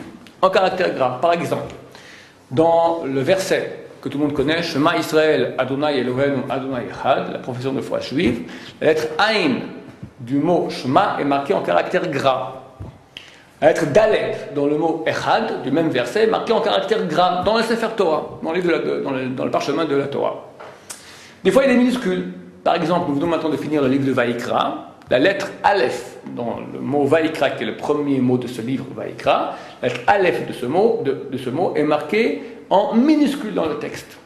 Abraham qui vient pleurer sa femme, Sarah, qui vient de mourir, c'est marqué Livkot, elle vient de pleurer, le Kaf est marqué en minuscule. De temps à autre, des lettres en caractère gras, de temps à autre, des lettres minuscules. Des fois, il y a un commentaire, des fois, il n'y en a pas.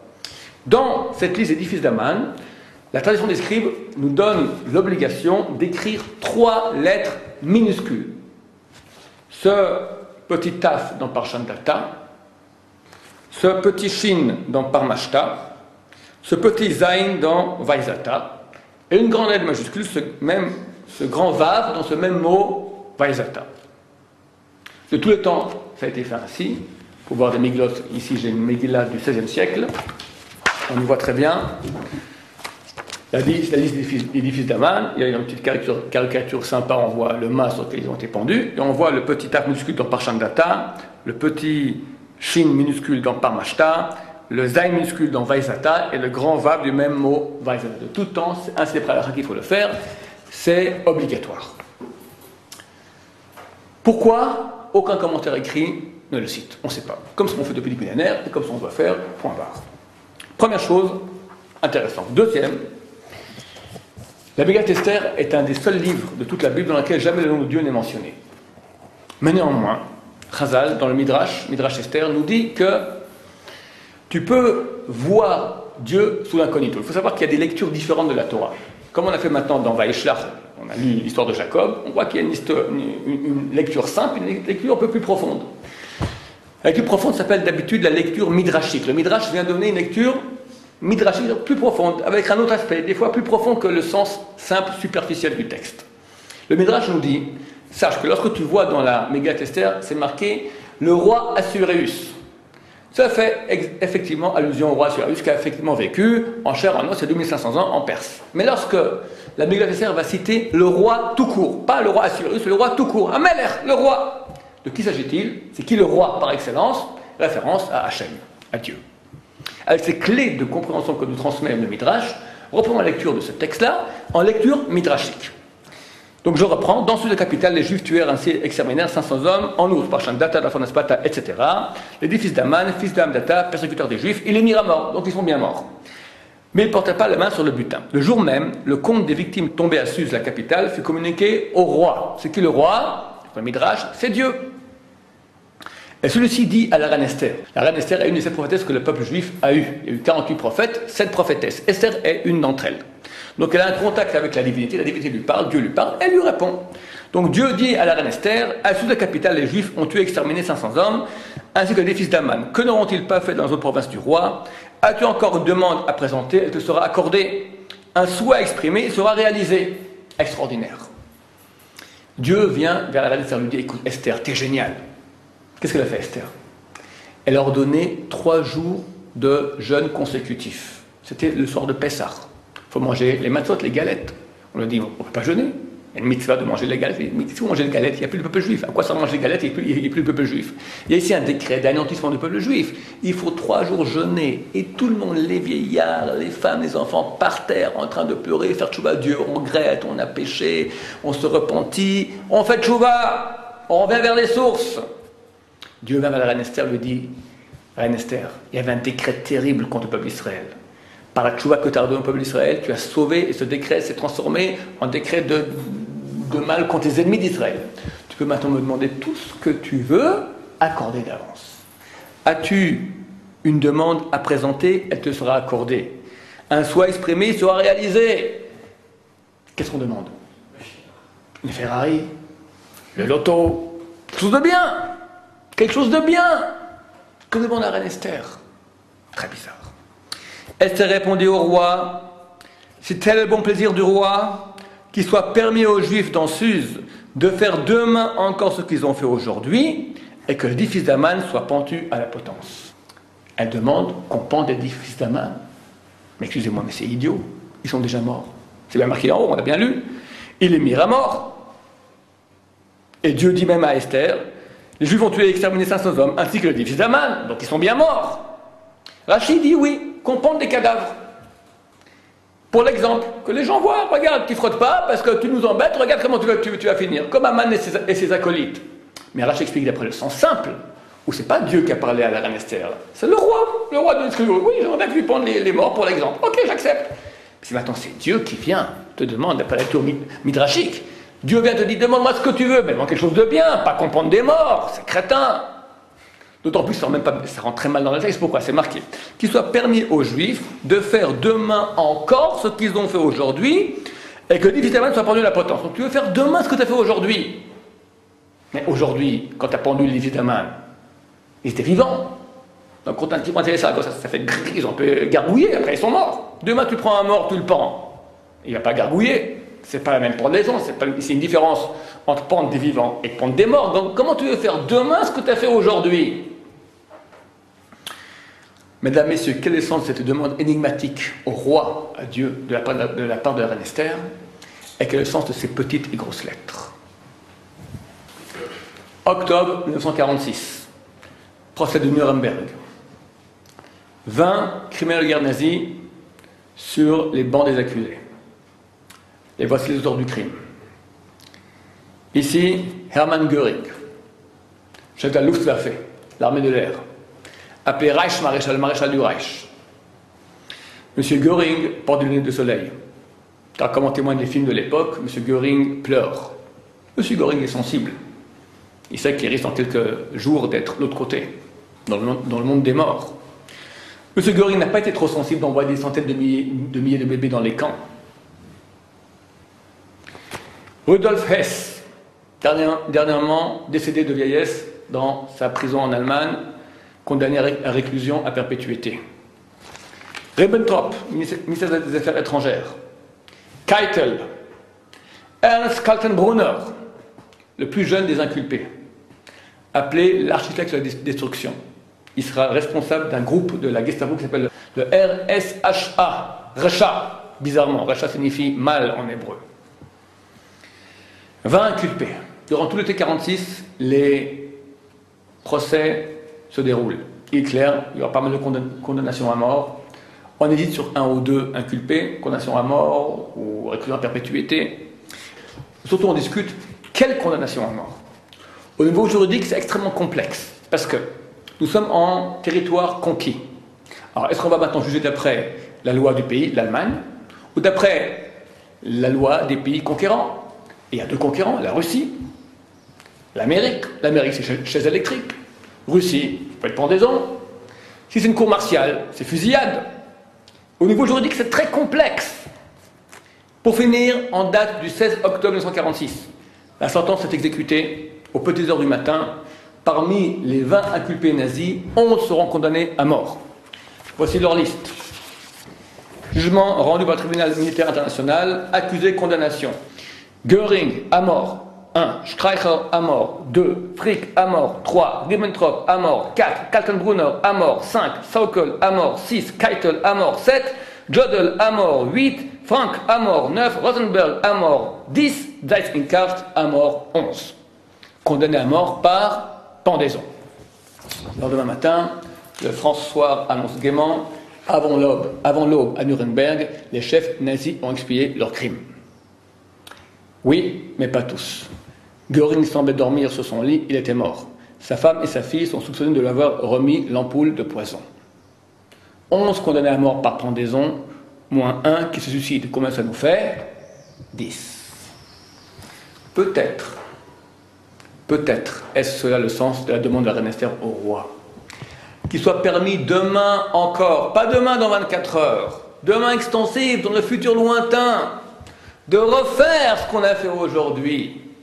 Que les 10 collaborateurs proches de Haman, de Berlin 39, de Adolf Hitler soient condamnés à mort, pendus à la potence. Et Dieu lui dit, accordé d'avance. Vous me direz, c'est déjà que la reine Esther, elle demande mieux. C'est très sympa Esther. Après qu'on a tué 6 millions de juifs, qu'on prend les 10, c'est gentil. Qu'elle demande qu'il n'y ait pas de Shoah. Réponse impossible. Comme j'ai évoqué très rapidement auparavant, Dieu veut nous donner le plus grand cadeau qui signifie être. Pour être, il faut avoir les barbettes. Pour les barbettes, il faut qu'il y ait le mal. C'est le monde qu'il n'y ait plus de mal dans le monde, qu'il n'y ait plus d'impact de nos actions dans le monde, alors il n'y a plus de monde. Mais Dieu, je ne veux pas réduire et dire la Shoah est arrivée parce qu'on s'est mal comporté, certainement pas. On se sujet maintenant de parler de la Shoah, le pourquoi, le comment. On ne connaît pas les raisons de la Shoah. En gros, on ne connaît que quelques petites raisons parmi des centaines de raisons qu'on ne connaît pas. Donc la reine Esther, voulant conserver le monde, devait accepter qu'il y ait le mal et toutes les conséquences que cela peut amener. Elle voulait simplement qu'à la fin, il y ait quand même un petit rappel, que les 10 véhicules principaux du mal soient pendus.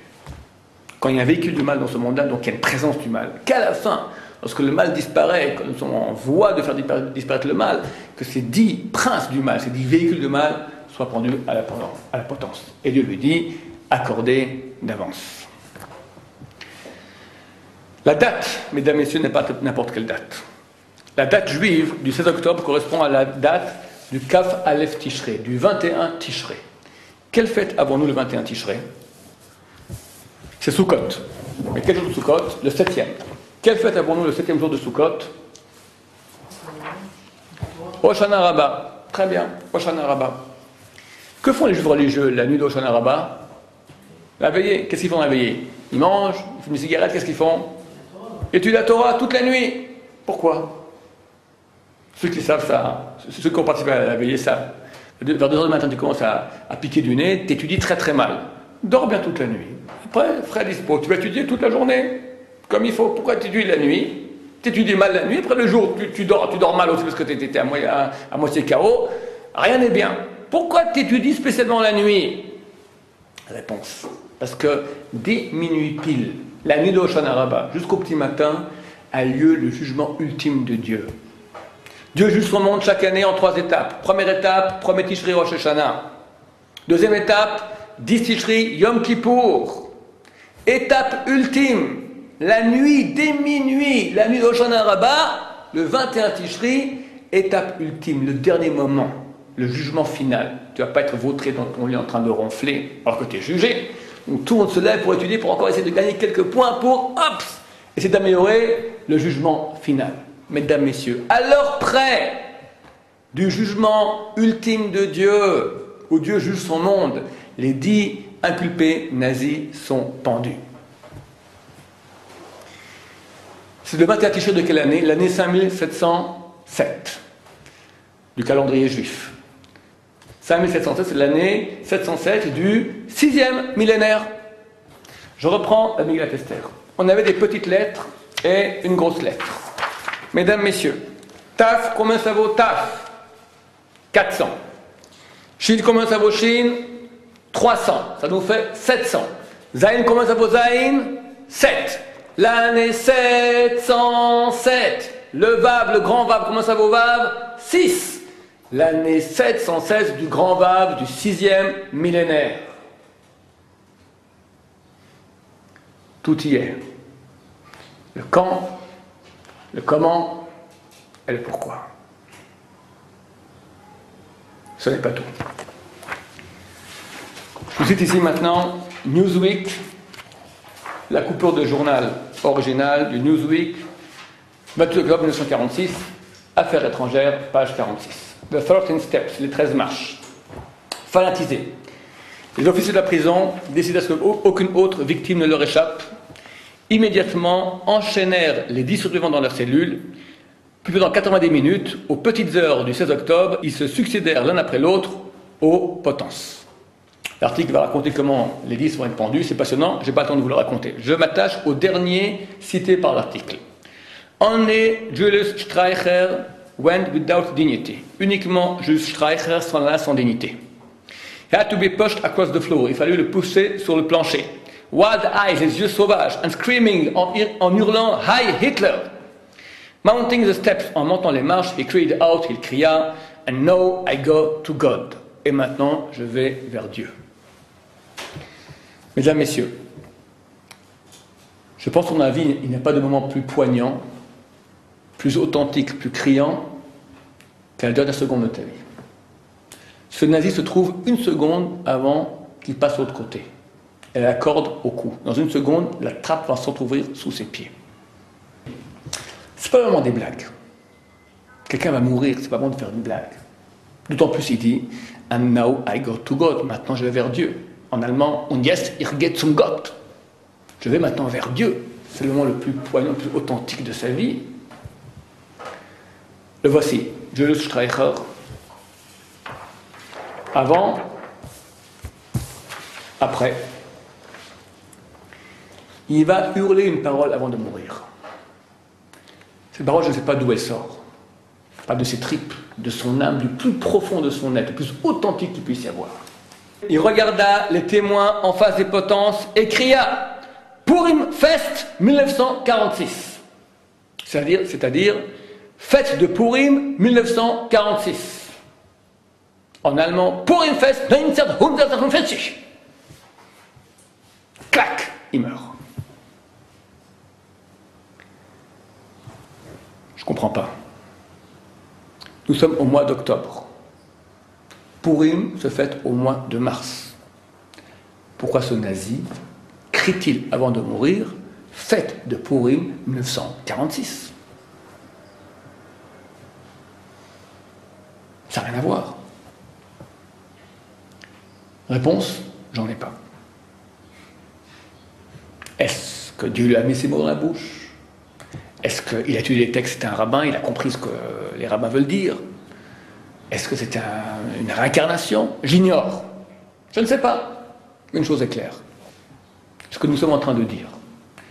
Que la reine Esther a demandé au roi, à Dieu, qu'il soit permis de refaire demain encore ce qu'on a fait aujourd'hui. Qu'on puisse refaire Purim, version 46. Qui nous le témoigne en pleine figure? Le nazi lui-même. Sache, tu es en train de vivre Purim 46. Ciao, plaque. Le nazi lui-même. Alors qu'est-ce qu'il faut de plus? Si lui-même nous témoigne, tout y est. La date, le quand, le pourquoi, le comment, et même lui tu le dis. Eh oh, c'est bien vrai, c'est ça, nous sommes en train de vivre pour une 46. Extraordinaire. Les Français, vous savez que donc ils vont informer, mais des fois ils informent et désinforment. Ils informent et désinforment. On va voir un exemple ici déjà assez criant. Donc je cite ici de nouveau le François du lendemain matin. Streicher grimaça. Arrivé sur la plateforme, il s'écria les yeux brûlants de colère pour une fête 1946. C'est-à-dire carnaval juif 1946. Ils ont tout escamoté. Carnaval juif. Dis qu'il a dit Purim, dis que c'est invraisemblable, dis que ça correspond à la fête d'il y a 2500 ans. Carnaval juif, ça, tout l'essentiel de ce qu'on veut dire là a été escamoté. Bon point pour les Canadiens, la Gazette de Montréal sur microfilm. Lorsque le grand ennemi des Juifs, Julius Streicher, cria fête de Purim 1946 avant son exécution, il faisait allusion à la célébration juive de leur délivrance dans l'Antiquité et de la pendaison de Haman, ennemi des Juifs, dans les temps bibliques. D'après le livre d'Esther dans l'Ancien Testament, Haman, le conseiller du roi des Perses, fut pendu. Les Juifs célébrèrent son exécution par la fête de Purim, un jour de réjouissance. La fête de Purim est célébrée dans le 6e mois de l'année juive, ce qui la fait tomber ordinairement dans le mois de mars de notre année. Bravo pour les Canadiens! La version argentine, pourquoi elle est marrante? El diablo de Buenos Aires para toda la República. Y entonces gritó. Il cependant cria. Pour une fête 1946. Parenthèse à part du journaliste qui va expliquer aux Argentins qu'est-ce que c'est que Purim Fest. Purim es la fiesta judía. Purim est la fête juive qui est célébrée en el mes, le mois de septembre. Il n'a rien compris. Le journaliste s'est dit pourquoi est-ce que le nazi va créer une fête qu'au mois de mars? Rien à voir. Puis au mois de septembre, octobre, il y a beaucoup de fêtes juives. Il y a Rosh Hashanah, Simchat Torah, Shmini Atzeret, Sukkot, Rosh Hashanah, Yom Kippourim, ça ressemble. Ah, on a rajouté un plus, et Purim dans le tas, un plus, un de moins, qu'est-ce que ça change? C'est tellement invraisemblable que le nazi crée une fête qui est 6 mois plus tard. Mais nous comprenons trop bien, tout y est, la date, la demande et le témoignage du nazi lui-même. Ça concerne les 10 acolytes de Haman, les 10 acolytes de Hitler. Mais le Haman moderne, Adolf Hitler, est-ce qu'on a un témoignage? Est-ce qu'on aurait un rapport entre Haman et Adolf Hitler? J'ai essayé, les valeurs numériques, avec Collet, sans Collet, rien, aucun rapport. Est-ce qu'il y aurait un rapport entre Haman et Adolf Hitler? En 1996, un ami de Suisse m'a envoyé, il connaissait cette conférence, m'a envoyé l'article suivant. Vous savez qu'en Suisse, qu'est-ce qui fait la fortune de la Suisse? Les comptes bancaires, ceux qui ont un peu de blatte, il ne faut pas le mettre ici, il faut le mettre là-bas, en Suisse. Bien sûr, pas avec ton nom, parce que tu vas te faire pincer, il faut un nom écran. Mais attention, la loi suisse oblige de lever le secret bancaire après 50 ans de secret. Donc tu mets pour 50 ans, après il faut de nouveau refaire un autre compte avec un autre nom, sinon tu te fais pincer. En 1995, il y a eu le grand scandale des avoirs juifs en déshérence, que les milliards de dollars de Deutschmark, de nos frères morts dans la Shoah, qui ont été mis dans les comptes dans les banques suisses, et sans preuve de la part des héritiers, ne pouvaient pas récupérer cet argent. Même dans certains cas, les banques suisses ont demandé un certificat d'incinération de Auschwitz. Chose absolument affreuse. Ce que cet article qui est apparu dans les médias suisses relate ne concerne pas les comptes de nos frères juifs morts dans la Shoah, mais celui de hauts dignitaires nazis. Et pas moins que Adolf Hitler lui-même. Adolf Hitler, qui a donc édité son livre Mein Kampf. Mein Kampf, c'est la Bible des nazis. T'as pas un Allemand qui n'a pas acheté une fois dans sa vie Mein Kampf. Maintenant, les droits d'auteur, il a fait un petit bénéfice, Adolf Hitler. Hein, il en a vendu combien? Il y avait 80 millions d'Allemands, donc il a fait 80 fois combien? Il a fait on va dire, au moins 10 Deutsche Mark de bénéfice. Donc 10 fois 80 millions, ça nous fait bien 800 millions. C'est pas mal, 800 millions de Deutsche Mark à l'époque. C'est une monnaie forte à l'époque. 800 millions de Deutsche Mark. Il les met où, Adolf? Pas à Berlin dans une banque, en Suisse. Mais c'est pas avec son propre nom, parce que ça fait pas très bien Adolf Hitler dans un compte suisse, ça fait pas très propre, avec un nom écran. Le Jewish Chronicle de Londres affirme que les droits d'auteur d'Adolf Hitler reposeraient sur un compte suisse de l'UBS, Union de banques suisses, qui à Berne aurait été ouvert au nom de Max Haman. Extraordinaire. Mr. Adolf Hitler ne trouve pas de meilleur nom comme nom écran, Haman. Alors attention, qu'on ne se méprenne pas. Max Haman est quelqu'un qui a effectivement vécu en chair et en os. C'était un des acolytes de Hitler. Mais ce qui est quand même assez symptomatique, c'est que le compte de Hitler s'appelle au nom de Haman. Pour nous, c'est certain que ça veut dire quelque chose. Bien sûr, la Banque des banques connaît ce cas, disposait de la moindre information sur un compte Haman. Le dernier dépositaire connu des droits d'auteur Hitler et d'autres dignitaires du Troisième Reich était François Genoux, récemment décédé à Lausanne. Mais ce que révèle notre confrère anglais qui a lancé plusieurs journalistes durant près d'un an sur cette piste. Donc il semblerait qu'il s'agit ici d'une piste assez sérieuse, ne concerne pas les comptes de Genoux. Il s'agirait bien d'un autre ouvert, lui, du vivant d'Hitler. Ces révélations ont été favorisées par l'examen de nouvelles pièces d'archives d'État, tombées dans le domaine public après 50 ans de secret. Donc, Esav a la haine de Jacob. De même que Jacob n'est pas mort, Esav n'est pas mort, et Esav continue de noyer. La bataille contre Esav n'est pas une bataille de tank, n'est pas une bataille de bombardier, une bataille de mérite, de mitzvot. Quand tu fais des mitzvot, tu donnes un coup de poing dans le mal. Quand tu fais chasser shalom, à Dieu ne plaise, un péché, tu donnes un coup de poing dans le bien. Les grands d'Israël le savent. Chez eux, pas une seconde de perdu. Plus de mitzvot, plus de prières. On est en guerre. Nous, on peut être touché par un cours comme celui-ci, mais rapidement on est happé par le monde d'illusions dans lequel nous vivons. Le problème est que les dirigeants du mal, eux, ont très bien compris comment nous fonctionnons. Où se trouve vraiment le terrain de combat. Je vous cite ici une lettre terrible que j'ai découverte il y a quelques années. Cette lettre est écrite par un officier nazi qui s'appelait I.A. Eckart. Donc voici ici l'original, datant du 23 novembre 1940. Nous sommes au début de la Seconde Guerre mondiale.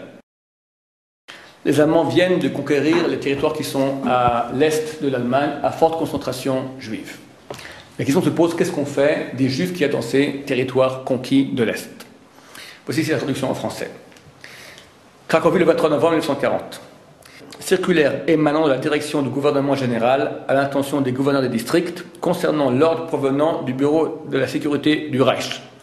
Sécurité du Reich, c'est la Gestapo. Donc, cette circulaire concerne une autre qui l'aurait précédée d'environ un mois, en date du 25-10-1940. Interdisant l'immigration des Juifs des régions conquises de l'Est. Concernant l'ordre du 25 octobre 1940, le bureau de la sécurité du Reich, donc de la Gestapo, m'a communiqué la chose suivante.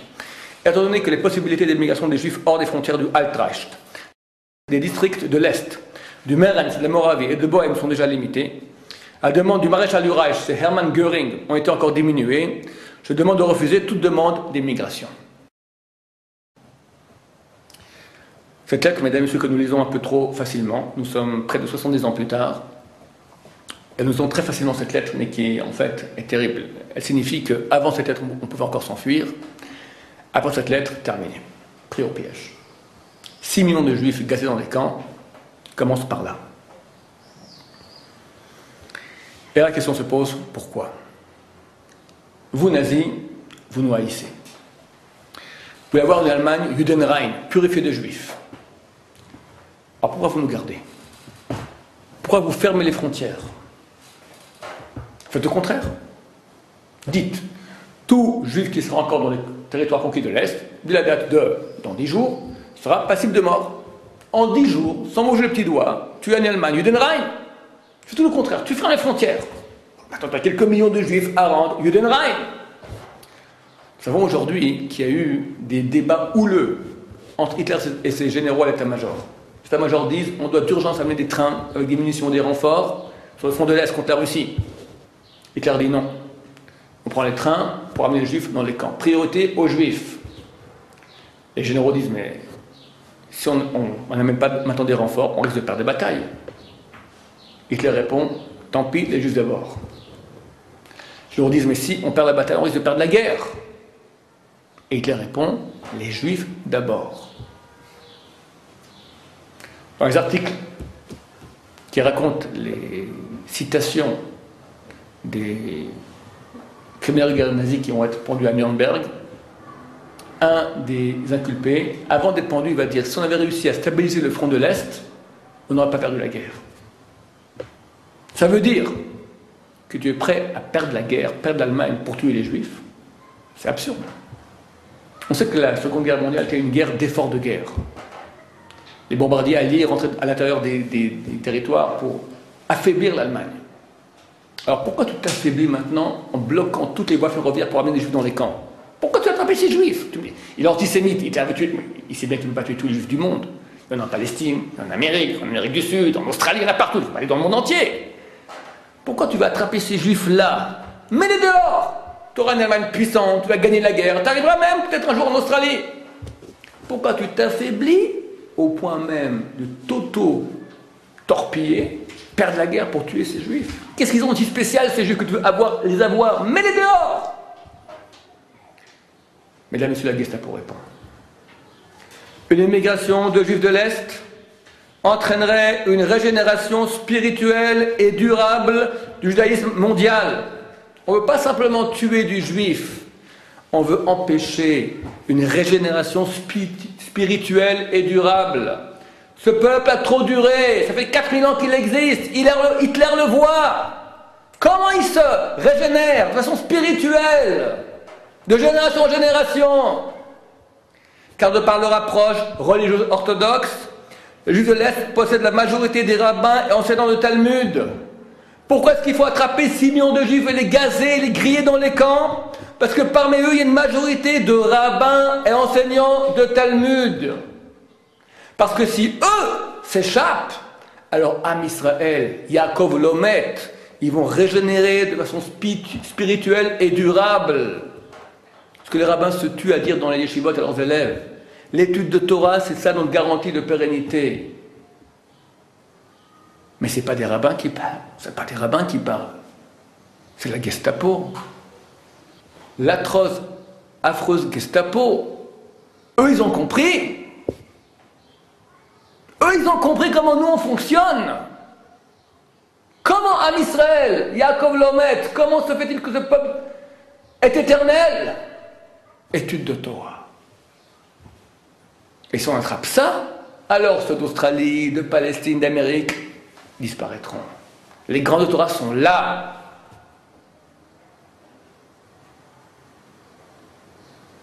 On l'a vu. Une partie plus échappée, mais sinon, c'était fichu. Et mesdames, messieurs, ce n'est pas des rabbins qui parlent. Officiers de la Gestapo. Si eux, ils ont compris, alors nous, qu'est-ce qu'on fait? Yaakov n'est pas mort, mais Esav n'est pas mort non plus. Il est là. Tout le monde nous aime. On est entouré de milliards de personnes qui nous adorent. Il est là. Qu'est-ce qu'on a à leur opposer?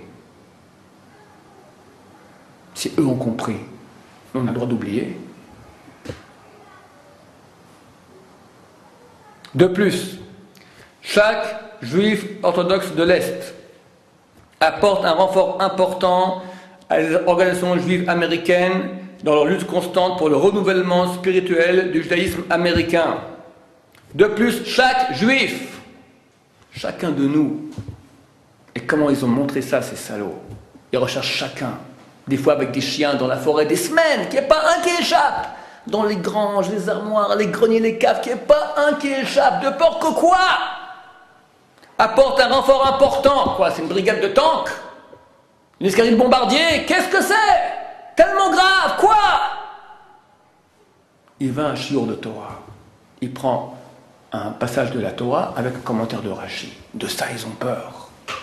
Ils mettent les tefs. Ils mangent cachak à la bracha avant, après qu'il ait mangé. De ça, ils ont peur. On parle de militaires. Renfort important. Ils ont compris comment nous on fonctionne. Alors à nous de le comprendre aussi.